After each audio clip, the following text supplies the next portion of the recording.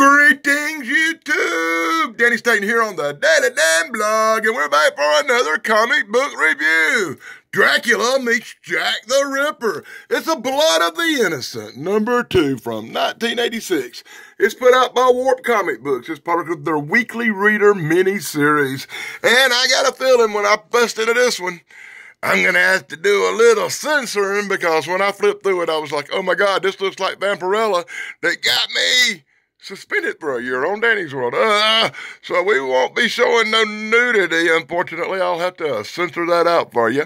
I'm doing this book today because I picked it up at a flea market, and my good friend the captain made me an offer to trade on it. So I decided I'd go ahead and knock it out and go ahead and review it, even though I can't hang it on the wall because I'm probably going to trade it for something, hopefully something a little better. But it's a #2 of a series of 4 called Blood of the Innocent, where Dracula meets Jack the Ripper, so it ought to be kicking. Let's get started! And inside the front cover, you see the names of people we can blame if this turns out to be a dismal nightmare, as the shininess of the cover glares hard. You can see it's from 1986, and we get started with the first page as we see Jack the Ripper turn into a victim. He's a-killing him. Check this out. Mary, Mary, quite contrary, how does your garter flow? With veins and bloods and arteries from a dead hoe. Ha! Ha! On Buck's Row. And that reminds me of Johnny Boots going, ha! Ha! Ha! Because you always hear him holler that. I would throw that in here right now if all my other phones were not charging. So all of a sudden, Jack the Ripper's surprised by a pair of red glowing eyes. That's right, Dracula done walked up on Jack the Ripper's ass. I got a feeling we missed a lot in part 1 of this, but they have not met before, so we get to see the first meeting of Dracula and Jack the Ripper.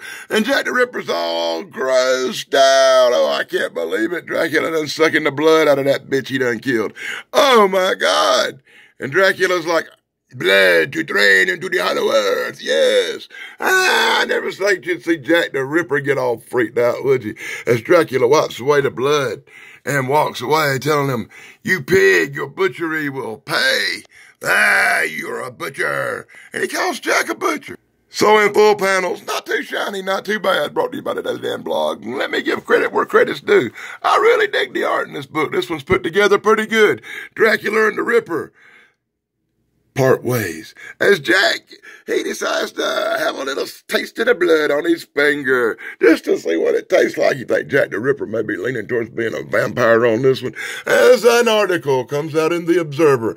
And I'll hold it here for you, Michael Marone, so you'll be able to pause it and read the article that came out in the Observer. One individual, as we get that little scene from that Jack the Ripper movie where the detectives are talking about the killing. Yeah, they get a box. They bust open the box, and of course, Jack does send him a piece of kidney where he was going to make some kidney pie.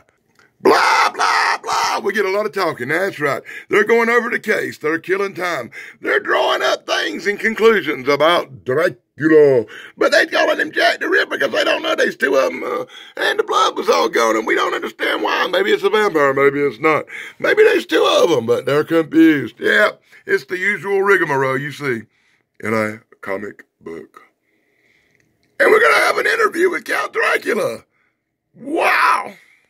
So, that's right, they called up Count Dracula to do an interview about the history of his country, about legends in Romania. Ain't that interesting stuff? Oh, and of course, we're going through the whole rigmarole where a Harker shows up and Lucy shows up, and it's just they've combined Dracula and Jack the Ripper movies to make a comic book based on both. And I like the way they done it, and the art's really good, but it leaves a lot to be desired. Of course, in this one, it wasn't a flower girl. It was a little flower boy that Dracula sucked dry. Anyway, moving right along.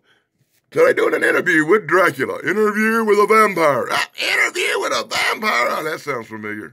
So in full panels, brought to you by the Daily Dan Blog, we get interview with a vampire. He asks Dracula questions about his homeland, about his life, about things, and then he brings up vampire myths. And of course, Dracula snaps and says, that's some bullshit. Yeah, nothing but myths, blah, blah, blah. He says all vampire myths are just that, myths. A vampire with sharp, pointy teeth. Look at that. saying, oh, well, that's just a bunch of mess. It's got to be the stupidest damn scene I've ever seen in a comic book in my whole life. He's got the damn vampire teeth saying that stuff. Oh, that makes me want to break out the sponsors. That's right. The Daily Dan blog is sponsored by Runts. Runts. THC-infused goodness. A Delta 8 product. Guaranteed to get within 60 minutes, make you feel a lot better. I'll be glad when 60 minutes passes all of a suddenly. So Interview with a Vampire continues, and it continues in its long, drug-out comic book form. I have to give a little thumbs down on that. They're dragging out with a lot of dialogue that's unnecessary to say nothing. And now, after being chastised by Dracula about everything being like a myth, this guy feels like a dick. I feel like such a fool for having asked. Yeah, you a fool for having asked. Oh, God, Dracula can turn it around on you, can he, buddy? So that's the way Interview with a Vampire is probably going to end. Yep, I was right. They're going to exchange pleasantries and kind of forgive each other for blowing off, but still, interviewer guy, he's wondering I wonder if he is hiding something. I think he knows he's a vampire. And the vampire over here taking some chick to bed, and oh my God, this is where we're getting to what I was talking about. We're going to see some vampire gore love. That's right, in all its X-rated glory, we're going to see Dracula get busy with the chick. And that's something I don't remember. Didn't they do it in the woods somewhere in that movie? I don't know. Dracula gets busy with the chick, and as you can see, I had to break the sponsors out to censor a few naked asses and some on-her-knees action going on over here. Oh, and this is one I really wished I could show you, but I can't. She's so rough that Dracula can't even take it. Check this out, and more censored action. That's right, YouTube. I am censoring the action. Just for you, YouTube. Nobody sees no nudity. At least the artist hit it for me in that. When you get the picture, they're in love, they're on an island, blah, blah, blah, blah, blah. God, I hate having to do this. Why, the whole damn thing's naked, really? This whole love story on the island thing, YouTube, will have to be censored because it's just horrific. So you can actually see it going in and out in more censored scenes here in this comic book. I strongly suggest you don't buy this comic book, especially not for no kid. And if I could show you where Dracula was sucking right now, you would probably cry. And this one's so bad I can't show you none of it. If you want some hardcore, go buy this comic book. You'll be pleasantly disappointed, kind of. Oh, my God. Oh. I swear to God, this book done turned into a damn porn. I am literally having to censor every page. Oh, wait. And they're all hooked up in this scene. This goddamn artist is going to make sure they cover every position in the Karma Sutra book, I think. Oh, my God. Well, after that hour and a half of intense whatever the hell they was doing, I think my edibles kicked in because I'm really getting glary on this one. This is making me want to cry. Oh my God, what a comic book review. I'll be glad when this one's over. Anyway, it's over for them too. They got everything out of their system, I guess. Dracula bids her a fond farewell and says, I'll see you later, bitch. And then he turns into a bat and flies death off. Oh my God. As Dracula's flying around the town and all happy because he done got him some, Jack the Ripper's over here killing another chick. He killed the hell out of her. She's all ripped apart. I can show blood and gore. I just can't show no pudding tang on this That's some weird channel. Yeah, okay, and then you get the public notice from Michael Morone to read. If he's probably started crying and put this goddamn thing on pause by now. I doubt Michael Morone will finish this comic book review. Yeah, he's kind of a weakling. Anyway, moving right along, the police are raiding the hoe house. They taking everybody to jail. They're trying to clean up the streets in order to round up the Jack the Ripper guys. See, pies are cleared, Ripper's still at large. They got all these guys, and none of them turned out to be the Ripper. That looks familiar. That's right out of a movie, right?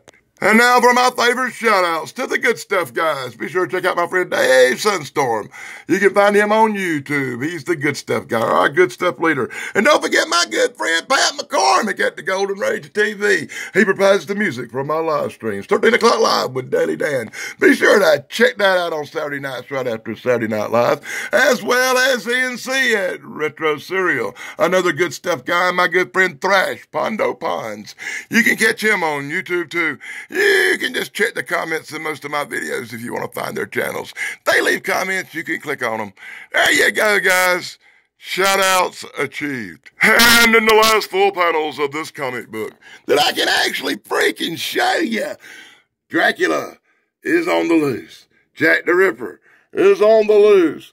Women are running in terror with their children going, wah, wah, wah. The police and the reporters don't know what they're going to do. Jack the Ripper is killing people left and right. He kills a lot more people in these comic books, I think, than he did in real life. Maybe they covered up some, so you only get to know about the 5, Jack the Ripper's famous part, but they were really like 50 according to the comic book, because he's done killed 2 in here, and they were 3 or 4 before that. I've seen them talking about it so while. And that's the way we're going to end this story today, as we search for Jack the Ripper. I'll do everything I can to get 1, 3, and 4, and review them and do the whole series one day in the future. But this comic book's destined to be traded to the captain, so I got to get done with it. Oh my God! Look at all the reading they put in the back of this damn thing as they continue their search. Look, we found another victim, and we got another letter from the murderer, and that's the way they ended here. And he says, Lord, help us all. And we're actually going to show the letter from Jack the Ripper. And I'll go real slow, so Michael Marone, you goofy bastard, I know you're going to read every page if you made it this far. I bet little K9 Yoshi will read this shit too. It is pretty good shit though. I read it real fast. Yeah. Yours truly, Jack the Ripper. And then you're going to get a little taste of Dracula, Bram Stoker's Boogeyman. You're going to learn about Dracula. Oh, like we don't already know about Dracula. I done reviewed so many Dracula comic books. It's pathetic. I got a whole wall of these things going up and a lot more to do. I kind of collect Dracula comics. That's why I got this one. I had no idea when I got it that the captain would have other parts of it and want it for his little collection and make me an offer on it. So I can't wait to see what he brings up here to trade for this bad boy. I'll be sure to let you know in upcoming comic book reviews. All right, Captain, I've reviewed this comic book. And now you need to bring me mine when you see this, when it goes up. Wonder when it'll go up. Probably tomorrow. And don't you just love the way they gotta put a damn Dracula novel in the back of this mother with some really great art. I swear to God, this book has some great art. I know I feel kind of bad about letting it go because, vampires and Dracula comics is kind of the daily dance thing. I love vampires and Dracula comics. I have quite a few of them. I bet I've got 500 comic books about vampires I haven't even reviewed yet. I've got a whole series of True Blood that I haven't even busted one of them open to look inside of yet. And I've probably got 20 of them. And this comic book is the gift that keeps giving.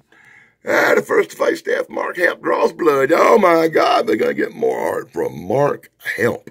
He has a great name, Mark Hempel. Hempel?